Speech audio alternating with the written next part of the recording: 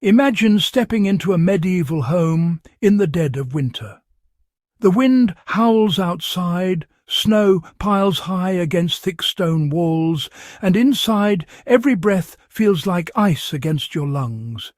There are no radiators, no central heating, not even glass windows to keep the cold at bay. Survival isn't about comfort, it's about ingenuity, resourcefulness, and knowing exactly how to use every bit of heat you can generate. Today on Warcraft Survival, we're diving straight into the ingenious heating methods that kept people alive in medieval Europe, long before modern conveniences made winter bearable. If you value practical history and survival knowledge, take a moment now to like this video.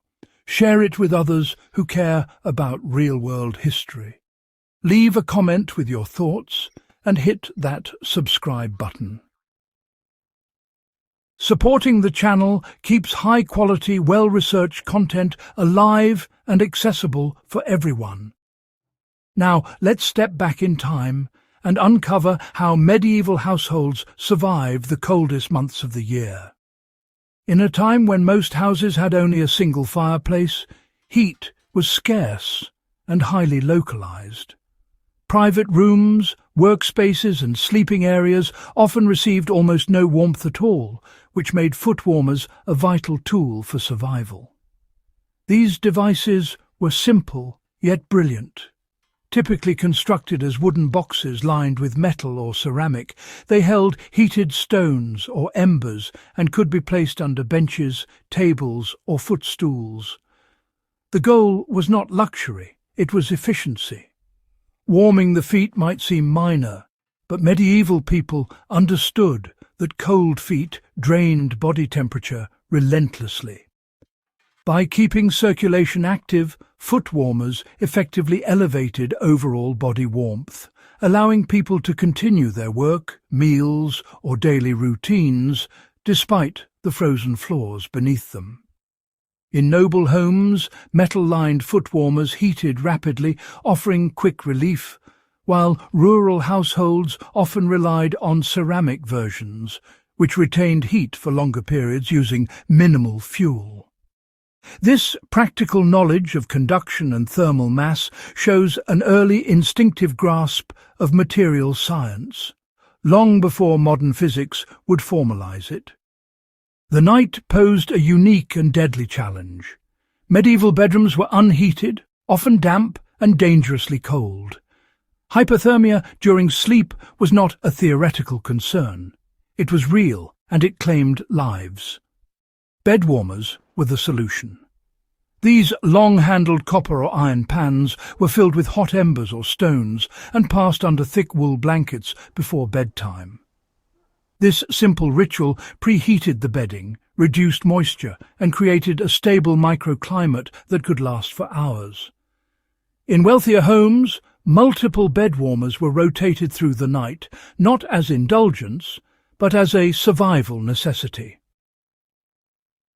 Fuel was expensive, fires were dangerous indoors, and the principle of stored heat was far more efficient than keeping flames burning constantly.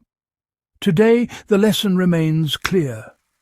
Controlling and storing heat is often safer and more effective than relying on constant energy input, especially in confined spaces. While foot and bed warmers offered localized heat, small clay and iron stoves represented the most advanced indoor heating technology of the period. Unlike open hearths, which wasted energy and demanded constant attention, these stoves were enclosed and controllable.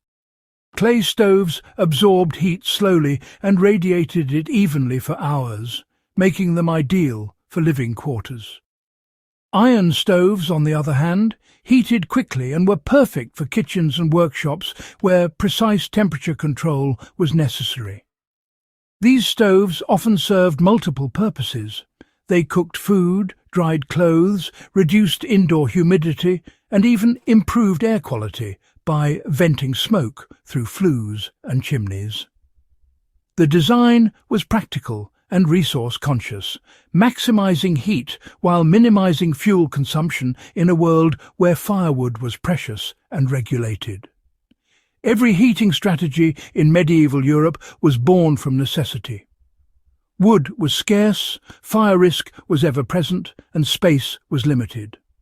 Comfort was secondary, survival was the goal.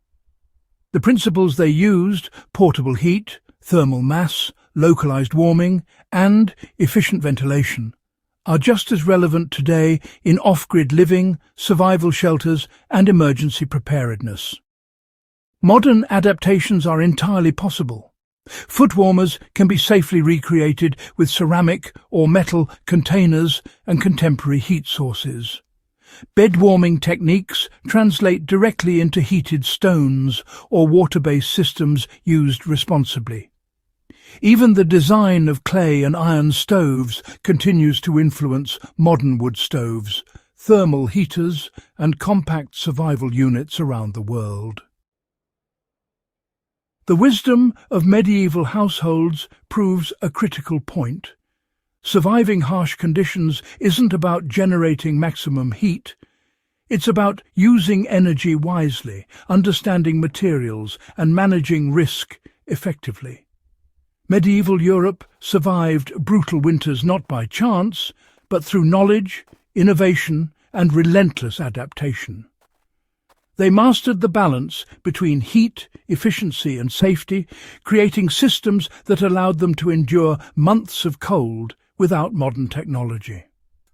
As history enthusiasts and survivalists, we can learn directly from these methods, adapting old wisdom to modern challenges, from off-grid living to emergency preparedness. If this deep, practical history excites you, don't forget to support Warcraft Survival by subscribing, sharing this video, and leaving your thoughts in the comments. Every like and subscription helps keep high-quality survival history content alive. The cold hasn't changed, but our understanding of how to survive it can. And that knowledge? That's power.